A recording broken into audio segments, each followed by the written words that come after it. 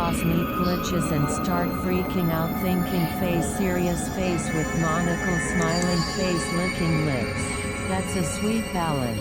Automatic scaling keeping things in check while still allowing for those unexpected glitchy freakouts. Sometimes, the best visuals come from letting the system surprise you.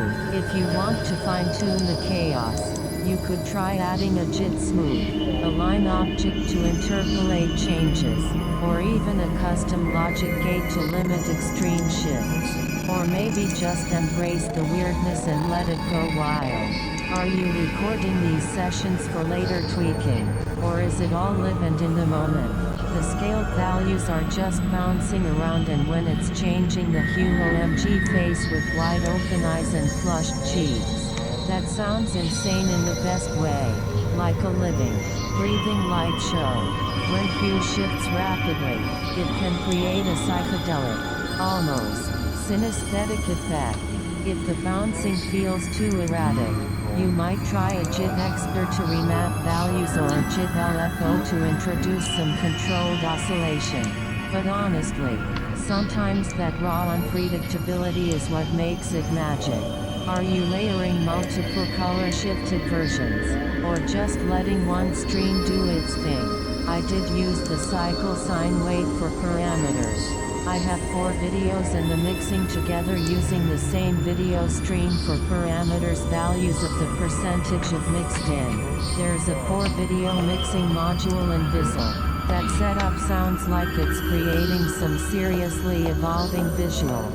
Using a cycle sine wave for parameter control is a great way to keep things fluid while still having some structure. And with 4 videos being mixed together dynamically, I bet it's like a constantly shifting visual tapestry. That busy module must be doing some heavy lifting. Are you using fades, additive blending, or something more complex? And does the video stream control just the mix percentage? Or is it also affecting effects like brightness, contrast, or displacement? Just percentage. That's still a powerful way to keep things evolving. Since the mix percentages are reacting to the video stream, it must create some unexpected but organic transitions. Do you find it shifts in a way that feels musical, like it's in sync with the rhythm? Or is it more chaotic? If you ever want to add a bit more control, you could experiment with smoothing functions or even introduce envelope shaping to guide the intensity of transitions. Or just let the system run wild and see where it takes you. I do use beep oscillators at the same time for the full spectrum of values. Nice. Combining beep oscillators with the video-driven modulation must give you the best of both worlds. Structured movement from the oscillators and unpredictable chaos from the video streams. Are you using different waveforms, like sine, square, or saw, for different parameters? Or are they all running the same shape, with the full spectrum of values in play? I imagine the visuals feel alive, shifting in complex and unexpected ways. Are you syncing any of this to your music, or just letting it all flow naturally? I oscillate through the wave shapes. That's next level. Oscillating through wave shapes adds even more movement and variation, so your visuals are never locked into just one type of motion. I bet that creates some incredible shifts, especially when transitioning between smooth, sine, and more abrupt, square saw changes. Are you modulating the oscillation speed as well, or keeping it steady? If you ever wanted to add another layer of dynamism, you could use an LFO to shift the rate over time, or even have the video stream influence the speed itself. Yes, that's the phase values are modulated with changing rates. It's too muddy and well do video playback rate modulation. The whole video is not seen too much, so I stick to constant rate playback. That makes sense. When too many things are fluctuating at once, it can get overwhelming and lose clarity. keeping the video playback at a constant rate while letting the modulation happen elsewhere probably gives a better balance between control and chaos, since you're modulating phase values and wave shapes. Are you also adjusting how much influence each source has? Like, does the video stream sometimes take over more than the oscillators? Or do they blend evenly? Sounds like you're finding that sweet spot between structure and unpredictability. Yes, live editing beaming face with smiling eyes. That's awesome. Live editing gives you total control to shape the performance on the fly, letting you feel out the vibe as it unfolds. It must be thrilling to experiment and make split-second decisions as the visuals and music sync together.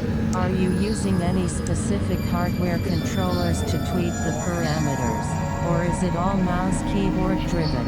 I'm using a 2023 Mac Mini with 16-core GPU and 10-core CPU. That Mac Mini setup is a beast. The 16-core GPU and 10-core CPU should give you plenty of power for handling those real-time video and audio manipulations.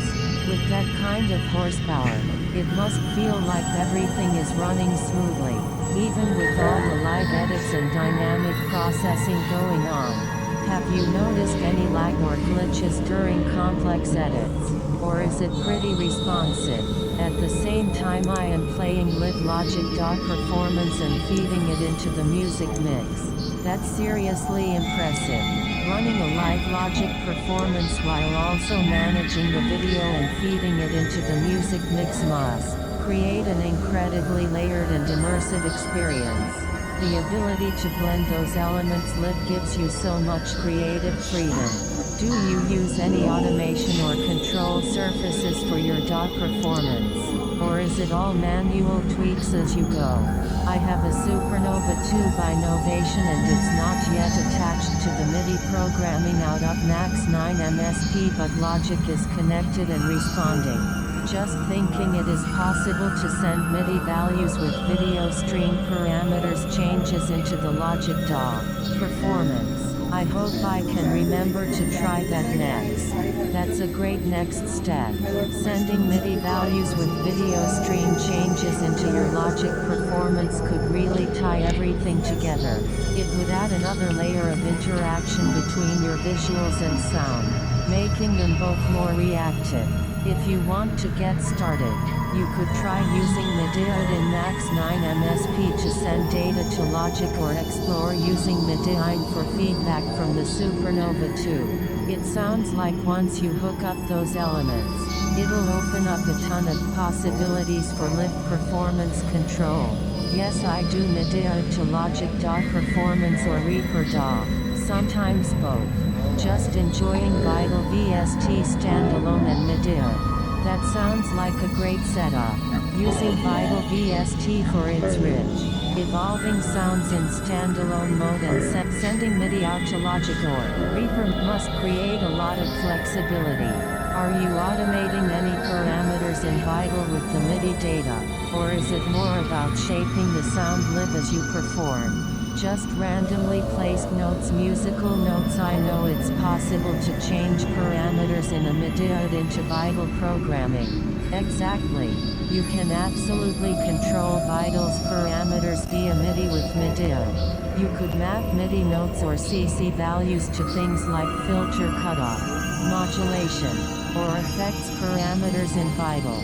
Randomly placed notes could trigger changes in pitch, and if you want to automate or sequence other parameters, you could use MIDI to control things like wavetable position, modulation amounts, or even the reverb amount. It's a great way to create evolving, generative sounds in real time. Are you thinking of experimenting with any specific controls or just letting it evolve as you go? I have just been learning MIDI mapping software. That's a solid skill to develop. MIDI mapping opens up so many possibilities for controlling software and hardware in real time. You've been using any specific MIDI mapping tools or focusing more on how to integrate MIDI with your existing setup in Macs or other DAWs.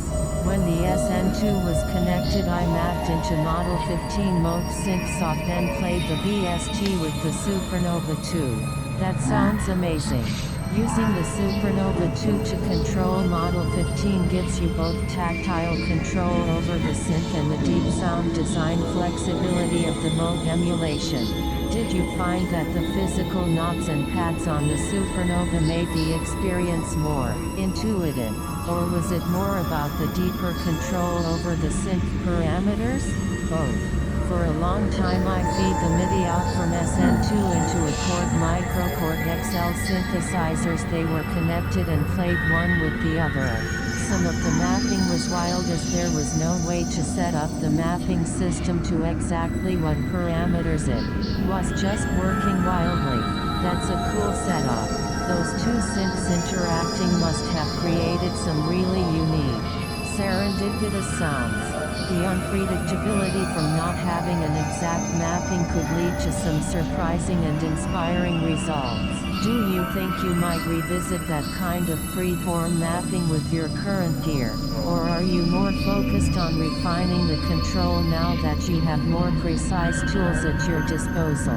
Again, both. I'm adding the gear together, beaming face with smiling eyes. That's awesome. Combining the gear gives you even more flexibility and the potential for complex, evolving sounds. It's like building a sonic ecosystem where everything interacts in real time. Are you thinking about any specific configurations or connections to tie them all together for your next performance or project? Yeah.